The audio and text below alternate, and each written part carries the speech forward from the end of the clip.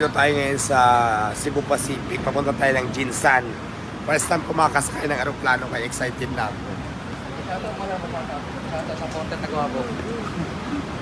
Shout out daw sa porter.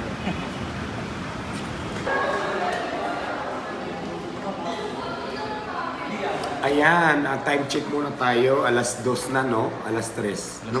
Alas 2. So, nandito kami sa airport ngayon, sa domestic airport. Kape muna kasi ang flight namin is 4:30 pa. 4:30 pa, madam, no?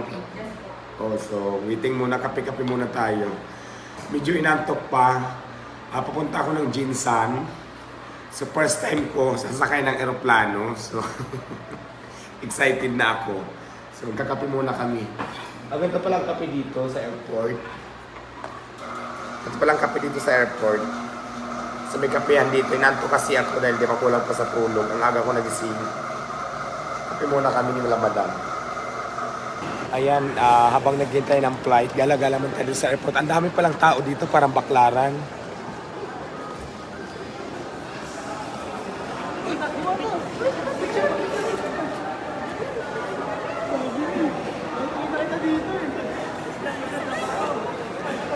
Natutuwa ako sa pati dito sa airport na nakakilala sa akin. So, parang parisan ko lang.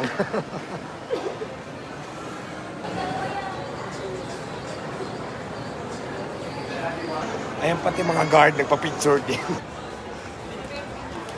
Sana ba tayo? Dito pa rin tayo sa ano. Sa loob pa rin ng airport to. Ang dami-daming tao. Grabe, kita nyo. Madaling araw pa lang ha, alas 2 pa lang. Alas 2 pasado, mga 2:30. Ang daming tao pala dito, parang baklaran lang talaga. Ang airport pala, kasi first time ko dito magagani-ganito, parang baklaran pala, ang dami din ng tao. So ayan na nga guys, naglalakad na ako, papunta na kami doon sa aeroplano na kung saan sasakay na kami. Kasama ko si Ma'am Beam at saka si Alvin. So, ayan. May tumawag sa atin. So, mamaya excited na ako na makasakay sa aeroplano dahil first time magta-travel ako ng ganito kalayo at saka sasakay ng aeroplano syempre. So, ito na. Forward po tayo. Sa aeroplano na ako.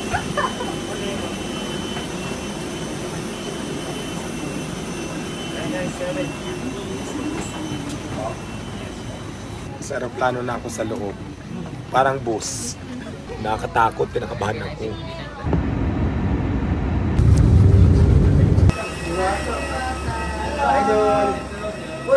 Nasa Jinsan na tayo. Ayun o, Jinsan.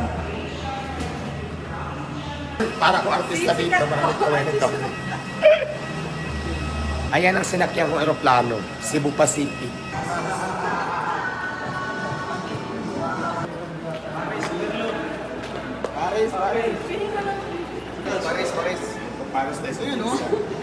Labas na tayo ng airport ng Jinsan. Papunta na tayo doon sa destination natin na lugar, kay Madam Sara. Tara na.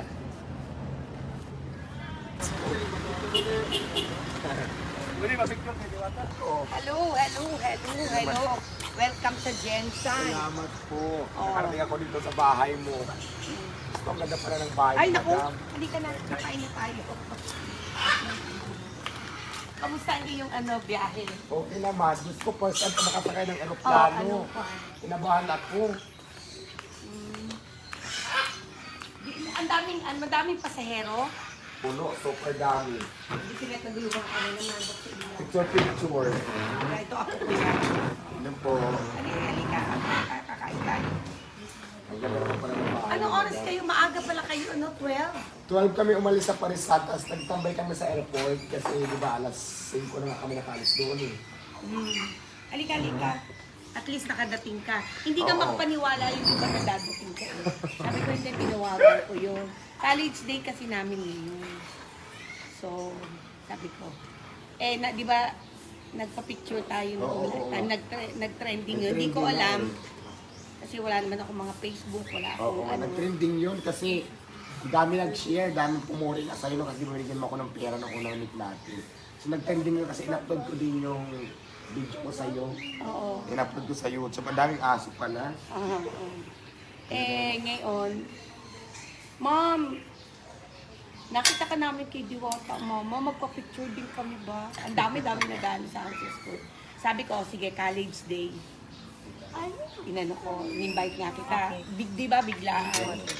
Tapos, yung mga estudyante, hindi nila alam na surprise. Hanggang kagabi, madaling araw, maraming tumatawag kay Rebecca na nagte-text. Hindi sila makapaniwala. Pinilagay ako doon, pangalan mo. Yan. So ayan, for today's video, nandito kami sa sasakyan. Pupunta na kami sa eskwelahan sa Golden State College, kung saan doon ako magtuturo sa Golden State College dito sa General Santos City, kung saan tuturuan ko sila kung paano gumawa ng chicken, kung paano lutuin ang chicken joy, kung paano lutuin ang Diwata Paris Overload. Kaya handa na ba kayo? Let's go! Ayan, nandito na tayo sa school ng Golden State College sa General Santos City. Tara na! Kasama ko siyempre si Madam Sarang, may-ari ng school na ito. Golden State. Hi po!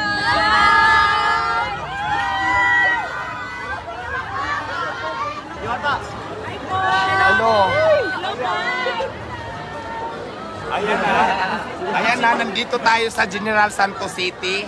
Kasi nandito na ang Diwata Paris Overload sa General Santos City, na kung saan ang dami-daming estudyante dito sa Golden State College. Ang gagawin natin dito kung bakit ako nandito sa school, magtuturo ako dito. Magtuturo ako gumawa ng Paris at magluto ng chicken joy. At syempre, papatikim natin sa kanila yung chicken joy natin at saka yung ating Paris Overload. Wow, wow, wow, wow! Ang dami-daming tao, madam! Nakaka-surprise naman talaga. Alam nyo ba, galing pa ako ng Pasay, pumunta lang ako dito sa inyo, sa Golden State College, para ipatikim ko sa inyo ang aking Paris at saka ang aking chicken joy sa ngalan po ni Madam. Alam mo, Madam, sobrang dami pala ng tao dito, ang daming estudyante, ang daming mga tao, ang dami-dami mo palang taong natutulungan.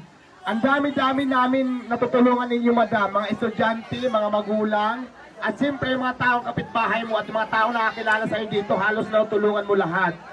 Alam mo, Madam, feeling ko lang pag tumakbo ka siguro dito ng posisyon sa gobyerno, mayor man, kung ano man posisyon, senador man yan o presidente pa, naku, Madam, sigurado nang panalo. Kaya lang parang napapansin ko sa iyo ngayon, parang wala ka pa yatang plano tumakbo, no? Pero nandito lang kami, Madam, kung mangyari man yan, nandito lang kami para suportahan ka. So yun, ayan, gusto ko lang din pasalamatan yung binilang ko kanina ng chicken, kasi diba bawal pala isa kayang chicken sa sa eroplano, kaya doon ako bumili sa Golden Meat Shop dito sa sa Purok Malakas. Dito ko binili ang aking chicken na aking ipapatikim sa inyo ngayon. Ready na ba kayo matikman ang Diwata Chicken Joy? Ready na ba kayo matikman ang Diwata Paris Overload? Ayan, dahil ready na kayo, ipapatikim na namin sa inyo ang aming chicken joy na talaga naman pinagmamalaki ni Diwata Paris Overload. At syempre gusto ko rin pasalamatan yung nagbigay ng litson. Si Sir Kiko ang nagbigay po ng litson. Nandiyan po ang litson. Pero iuwi ko yan mamaya. Hindi ko ay pamatikin sa inyo. Taring lang. And then maraming salamat kay Sir Kiko dahil nag-donate po siya ng litson. Nagbigay po sa atin. Thank you so much, sir. So ayan, bigay na natin sila. Ayan, sabaw. Patrasa. Asa ka, Lord? Ay, asan yung panimani pa? Oh, simog.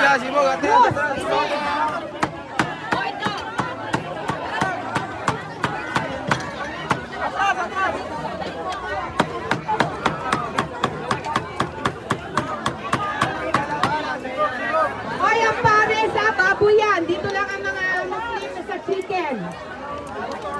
Bawat chicken, tatlong makati, ha?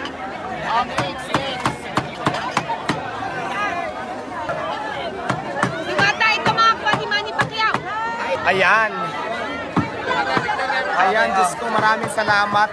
Golden States College dito sa General Santos City dahil nakating ako dito, naging bahagi ako ng iyong programa. Sa ngalan po ni Madam Sarang, may-ari po mismo ng eskwela na ito. Napakarami palang estudyante dito. Alam, sa totoo lang, nandito ako para magturo. Eskwelahan to, di ba? Para turuan ko yung mga estudyante para maggumawa kung paano gawin ang Diwata Paris at saka Diwata Seek Enjoy. Diba, biglang naging teacher ako dito. Nakita nyo naman, di ba?